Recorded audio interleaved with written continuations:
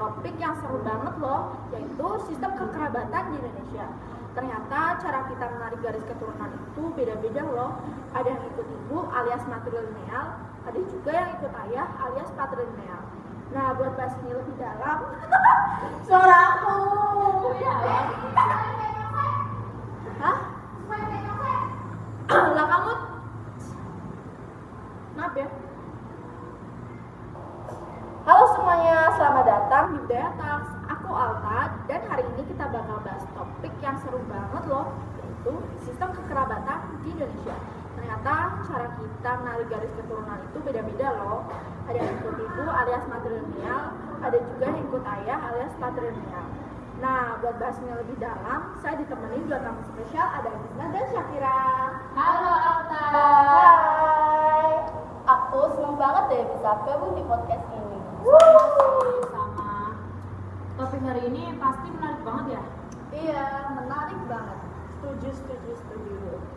Oke, sebelum kita masuk ke pembahasan sistem kekerabatan, ada nggak sih keluarga kalian yang berasal dari Batak, Minangkabau maupun Bali? Kalau aku sendiri sih kebetulan nggak ada. Keluargaku semuanya dari Jawa, tidak ada yang dari Batak, Bali maupun Minangkabau. Tapi aku sudah mempelajari apa itu sistem kekerabatan matrilineal dari Minangkabau, Sumatera Barat. Kalau aku sih juga nggak ada ya, cuman aku sudah mempelajari sistem kekerabatan patrilineal dari Batak. Kalau kamu sendiri gimana, Kak? Kalau aku juga nggak ada sih keluarga yang dari Batak, Minangkabau maupun Bali. Oke, sekarang kita akan masuk ke pembahasan sistem kekerabatan. Sekarang coba kita luruskan dulu nih, apa sih yang dimaksud sistem kekerabatan?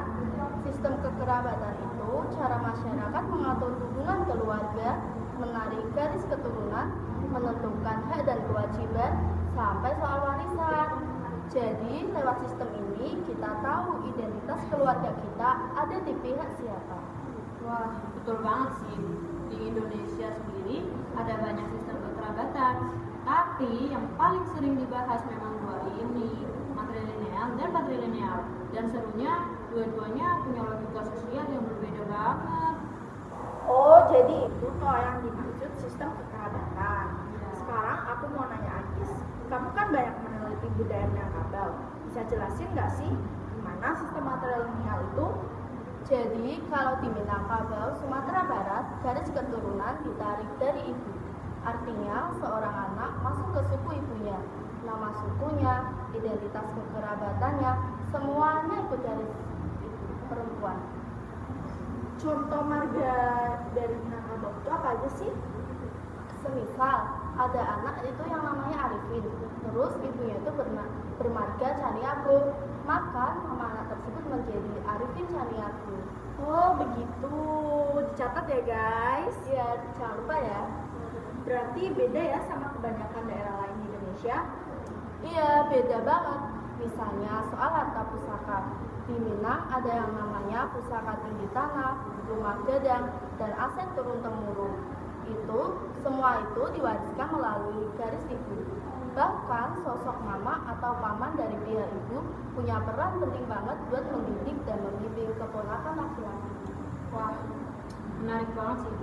Jadi, figur ayah itu nggak terlalu dominan ya dalam penentuan identitas keluarga? Betul, ayah memang penting.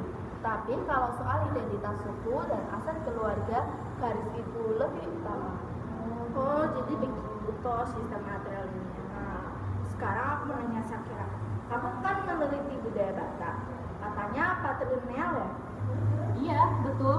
Di Batak, garis keturunan ditarik dari ayah. Jadi, seorang anak akan mewarisi marga ayahnya. Misalnya, kalau ayahnya bermarga Situmorang, ya semua anaknya otomatis bermarga Situmorang juga. Oh, jadi beda banget ya sama Minangkabau? Beda banget. Selain marga, soal warisan juga berbeda. Di Batak, harta biasanya diturunkan lewat garis ayah, dan anak laki-laki sering menjadi penerus utama. Ini juga berdampak ke acara adat sih, seperti pembagian ulos, penempatan duduk, bahkan urutan bicara saat upacara. Kalau di Bali juga mirip ya, Syak. Istri biasanya ikut kedudukan suami setelah menikah. Iya, benar banget. Jadi, patrilineal itu bukan cuma soal nama atau warisan, tapi juga soal struktur sosial dan tempat tinggal. Oh, jadi begitu. Iya. Sekarang kita coba bikin perbandingan cepat ya, biar pendengar lebih kebayang. Agis, coba jelasin poin pertamanya. Oke, poin pertamanya garis keturunan. Matrilineal itu garis keturunannya ikut ibu, contohnya di Minangkabau. Patrilineal garis keturunannya ikut ayah, contohnya di Batak dan di Bali. Kedua, soal warisan. Matrilineal sama dengan pusaka tinggi dipegang oleh perempuan. Tapi kalau patrilineal sama dengan harta diwariskan lewat garis ayah. Oh. Dan ketiga, soal peran keluarga. Di matrilineal, paman dari pihak ibu bisa sangat dominan dalam membimbing dari aku. Yang ketiga, soal peran keluarga. Di matrilineal, paman dari pihak ibu bisa sangat dominan dalam membimbing keponakan. Ya Allah. Ya, bisa. Dikit lagi loh. Dikit lagi. 3 menit lagi. Yang ketiga, soal peran keluarga. Di matrilineal, paman dari pihak ibu bisa sangat dominan dalam membimbing keponakan. Sedangkan di patrilineal, ayah dan marga ayah jadi pusat identitas keluarga. Terakhir, soal tempat tinggal. Di budaya patrilineal seperti Bali, istri biasanya ikut domisili suami. Sementara di Minang, ikatan dengan keluarga ibu masih sangat kuat, meskipun sudah menikah. Bagus banget ya, bisa Menambah wawasannya. Iya, menambah wawasan dong. Ternyata kompleks juga ya. Dari obrolan ini kita belajar kalau sistem kekerabatan itu mencerminkan nilai dan sejarah tiap masyarakat. Di Minang,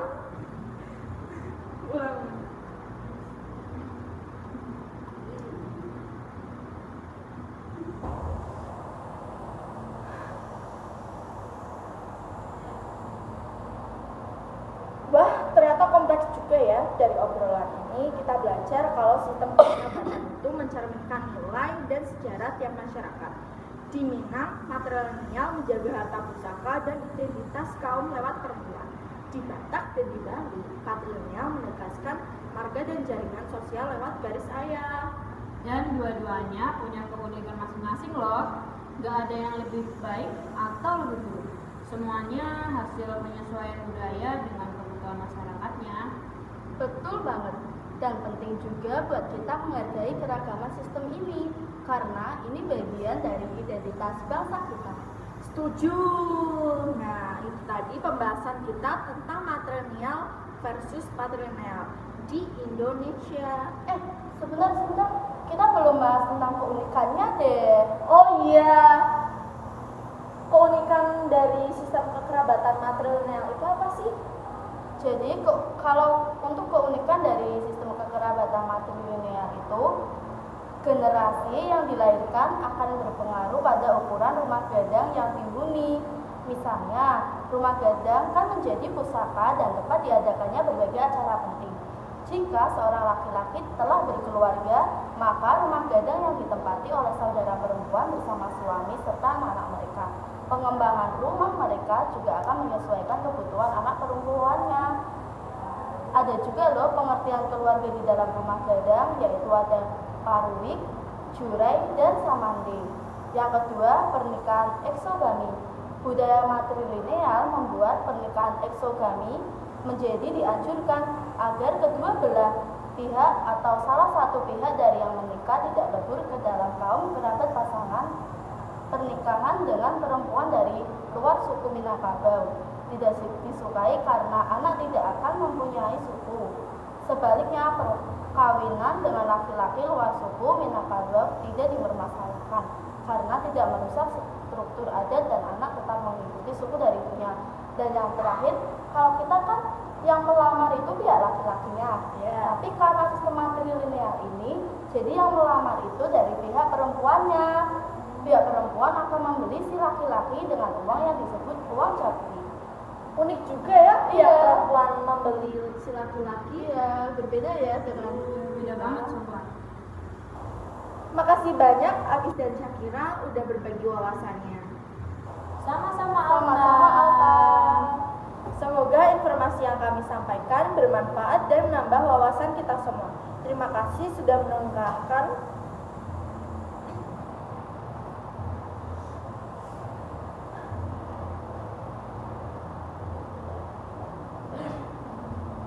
Semoga informasi yang kami sampaikan bermanfaat dan menambah wawasan kita semua. Terima kasih sudah mendengarkan podcast ini. Sampai jumpa pada episode atau pembahasan lainnya. Bye-bye.